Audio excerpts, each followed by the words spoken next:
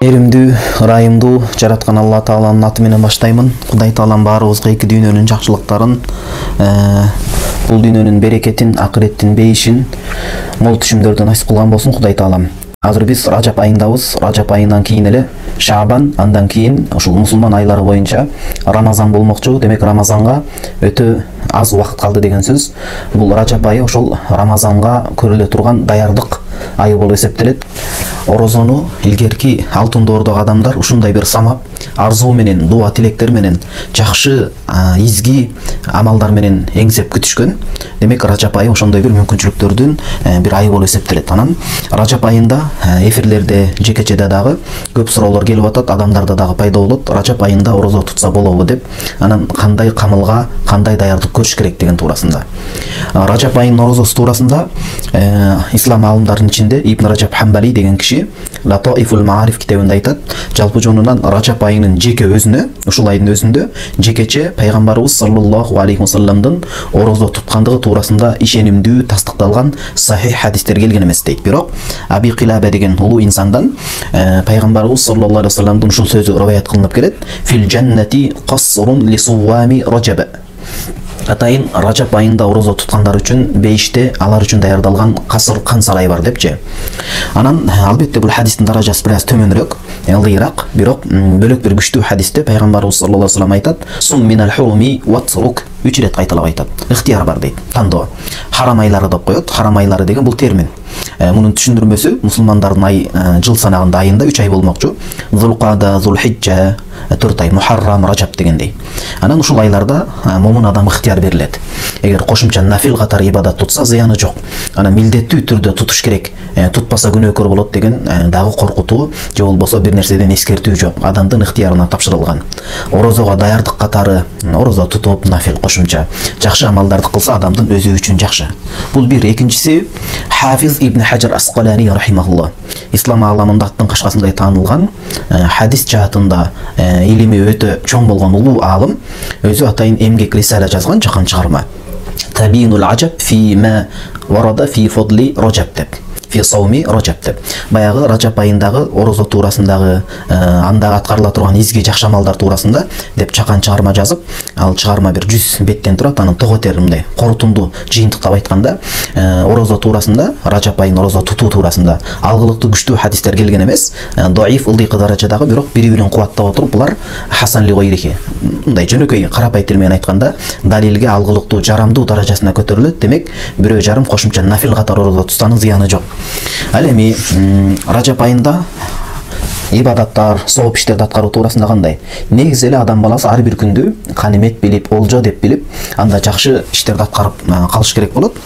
Чыр чатактан, талаш тартыштан, туугандар менен мамилени үзүүдөн, бул өтө чоң күнөөлөрдүн бири да, туугандардын катташпай калуусу, арам оокаттан тыюлуу, ичкиликтен, мисалы үй бүлөсүнө, ата-энесине, урук туугандарына, элине, жерине, үммөткө мындай аяр, тынчтык менен жакшы мамиле жасап, ошого окшогон амалдардын камылгасын көрүш керек. Бул киши айтып атат, Латаифул Маарифте, Ражап айы дейт, мифтах ашрул хайр вал барака. Берекенин жанагы жакшылык, сооптуу иштердин ачкычы болуп эсептелет. Анткени бул карасаңыздар, азыр Ражап айы, андан кийин Шаабан, Шаабандан кийин дароо эле Рамазан айы келмекчи. Куттуу Рамазан, Куран түшкөн, түнкүсүн тарави намаз окуп, кадыр кечесин күтүп, белгилеп, ибадат кылып, күндүзү болсо эртеден кечке чейин белгилүү шарттар менен Кудайым парыз кылып бекиткен парыз орозону тутуу улуу бир саамалык бар да. Ошон үчүн бул ай, ал 2 айга даярдык болуп эсептелген себептен, бардык жакшылык, береке, кайырга балкыган, толгон, курчалган жакшы иштердин береке пайыздын ачкычы болот дейт. Береке дегенде ушул Египет өлкөсүндө өткөн чоң аалымдардын бири, аябай элдин сүймөнчүлүгүнө толгон болгондо, биздин Раматылык Чубак устазыбыз улуу инсан сыяктуу, Кудайым ар биринин кабрын нурга толтурсун. Шейх Мутавалли Шарави айтат, береке дегенде материалдык эле нерсе көзгө тутулбаш керек. Акча, төрттүлүк мал мисалы. Береке адамдын өмүрүндөгү аз өмүр сүрсө да ошону мындай бир саз, маанилүү, маңыздуу өмүр сүрүү. жашоодогу береке, мамиледеги береке, үй бүлөдөгү береке, колуктуу аялдын, жубайдын жубайдай болуп, күйөөсүнө мындай итаат кылып, үй бүлөнүн ыркын кетирбестен, коломтонун мындай жылуулугун кармап калып, балдар ата энесине мындай тил кайтарбастан, билимге, илимге кызыккан, адептүү балдар болуп өсүүсү, ден соолуктун болуусу, түшүмдүн мол болуусу, орус рухоонун аз болуусу, апаат кырсыктардан сактоо, булардын баардыгы береке деген сөздүн ичине терең маанисинде камтылып кирип кетмекчи. Демек, жыйынтыктап айтканда, Ражап айы баардык береке, жакшылыктардын ачкычы. Бул айда адам жакшылыкка даярдык менен өткөрсө, Шабан андан кийинки негизги Рамазан айына дагы жакшы мүмкүнчүлүктөр туулуп жаралмакчы. Ислам аалымдарынын бири имам Абу Бакрин эл-Варрах деген улуу инсан бар, аалым. Ошо киши айтып атат, Ражап айы бул үрөндү себе турган жаз мезгилине салыштырылып түшүнүлөт дейт. Жазда жаз жарыш, күз күрөш деп ата бабаларыбыз айтат эмеспи, жаздын бир күнү канча күнгө тете деп. Ошол бул Ражап айы азыркы башыбызда турган.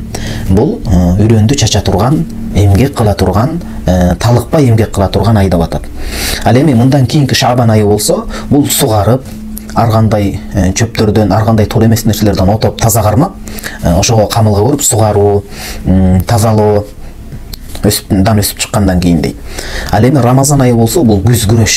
Ошол жазында эгип, үрөндү чачып, отоосун отоп, сугарып, күзүндө анан эгин тегинди, түшүмдү жыйнай турган убакыт болот дейт. Ойлоп калбаш керек экен, Рамазанда гана мен даярдык көрөм деп. Даярдык азыр башталат. Мына биздин өзүбүздүн каада салтыбызда, динибиз менен журулушкан нарк населибизде деле саяпкер деп коет, мүнүшкөр деп коет, саяпкер көргөн дейт го, ат тааныйт, молдо көргөн кат тааныйт деп келет эмес. Ошол ат таптаган адамдар, куш таптаган адамдар маарекеге кое бериштен же болбосо бир жарышка салыштан алдын ат таптай аябай табына келтирип тапташкан. Суутуп, тамак ашына башкасына көңүл бурупчу. Негизи эле балбандарыбыз күрөшкө түшө турган. Булар алдын ала алыстан даярдык көрүп башташат. Атайын белгилүү ыкмалар менен кудум ошол сыяктуу адам дагы Рамазан айына алдыртадан алдын ала даярдык көрүп башташ керек. Мына азыр күнүбүздө реалдуу окуялардын бири, Кудайга шүгүр, Кудайдын мээрим жакшылыгы менен Алланын үйүнө, Каабага, ажылыкка, умрага өзгөчө көбүрөөк мүмкүнчүлүктөр ачылып атат. Биринчи адам умрага барып, ажыга жакшы даярдык көрүп алыш керек болот, кенен кесири. Андан кийин анан даярдык көрүп, камылгасын көргөндөн кийин ажылык парыз иш жакшы өтмөкчү. Бул да кудум ошондой эле түшүнүк.